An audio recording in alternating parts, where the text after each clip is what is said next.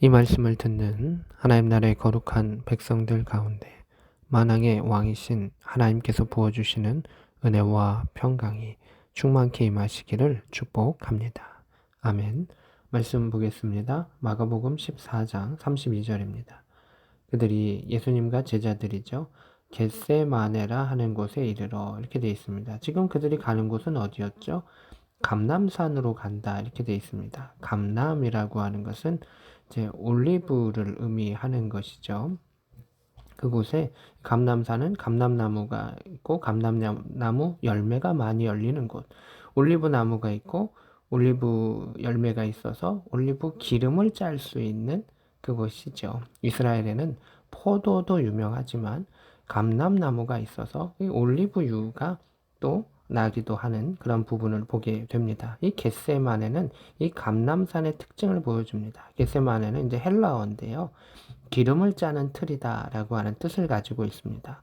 감람산에 올리브가 많이 나기 때문에, 그러니까 올리브산에 올리브가 많이 나기 때문에 당연히 거기에는 그 올리브로 기름을 짜는 틀이 있겠죠. 그래서 겟세마네는 감람산의 한 부분이죠. 한 지역이죠. 기름 짜는 틀이 있는 그 지역. 그렇게 유래가 있는 그곳에 예수님과 제자들이 간 것입니다. 또는 이제 겟세마네 동산이라고도 할 수가 있는데 감람산이 있고 그 지역, 그 동산과 같은 곳을 겟세마네 동산 이렇게 이야기하는 것이죠. 그러니까 감람산의 한 부분이다 라고 생각하시면 되겠습니다.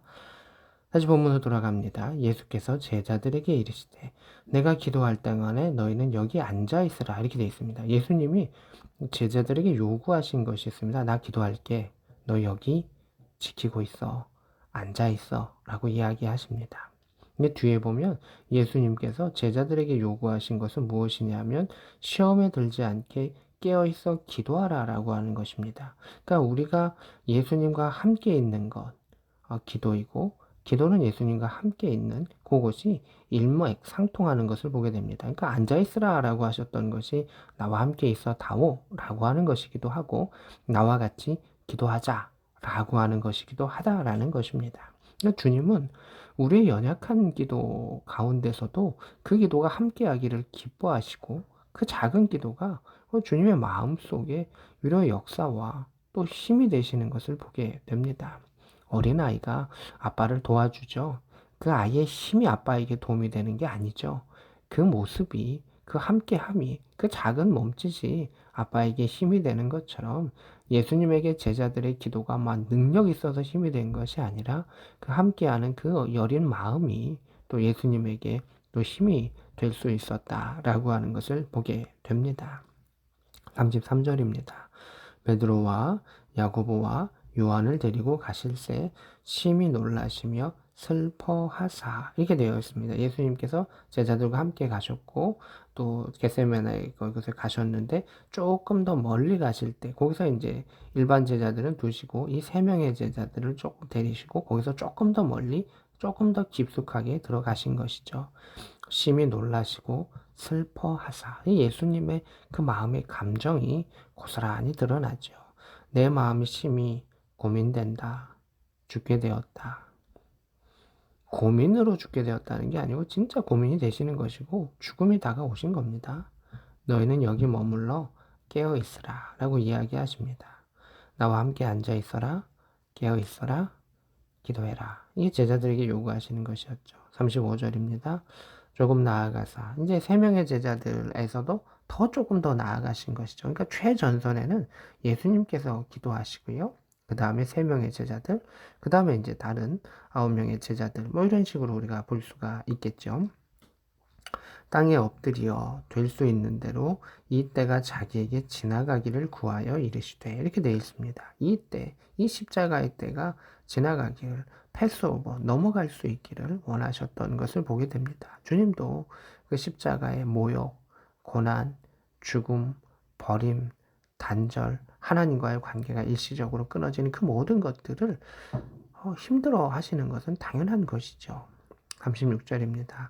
아빠, 아버지요. 이렇게 말하고 있습니다. 여기서 성경이 표현했던 아빠, 아버지요. 하나님께 대해서 정말 친밀한 표현이죠. 뭐 어린아이가 하는 표현이다라고 하는 것을 넘어서 다정하게, 친밀하게 하나님께 이야기합니다. 그러니까 솔직한 마음을 이야기하는 거죠.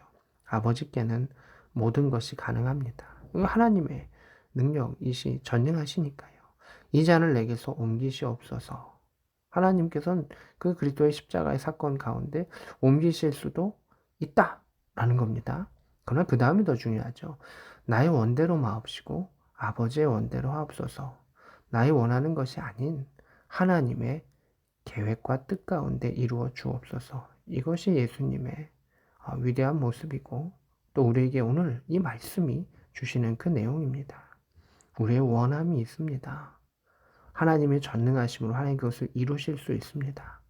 그런데 하나님의 더 크신 뜻이 있다면 아버지의 뜻대로 해주십시오.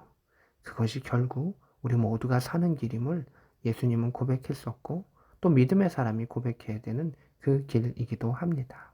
37절에 돌아오사 제자들이 자는 것을 보시고 베드로에게 이야기하십니다.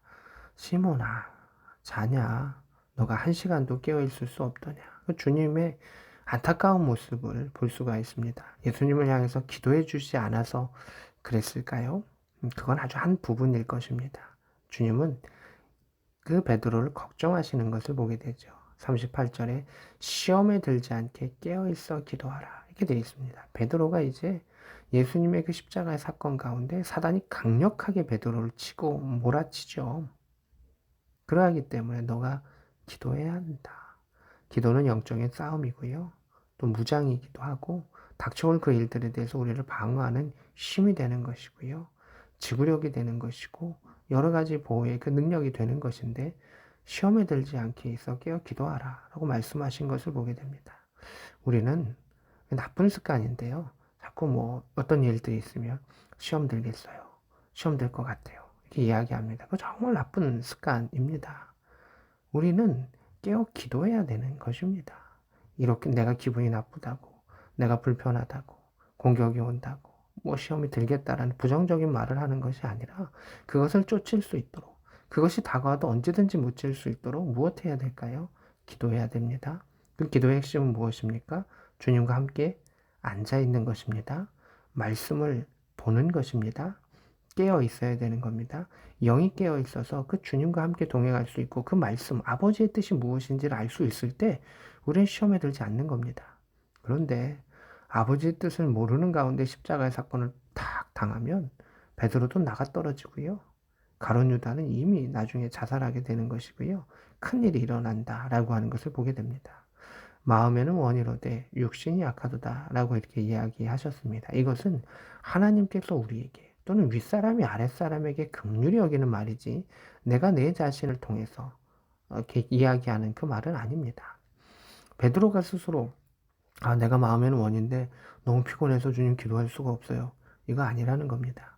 주님이 베드로를 불쌍히 여기셔서 기도해야 하는데 그럼에도 불구하고 못하는 그를 향해서 그를 긍휼하게 너 정말 피곤해서 그렇구나 라고 하면서 넘어가 주는 것이지 이 이야기가 결코 우리의 변명이 되어서는 안 된다라고 하는 것입니다.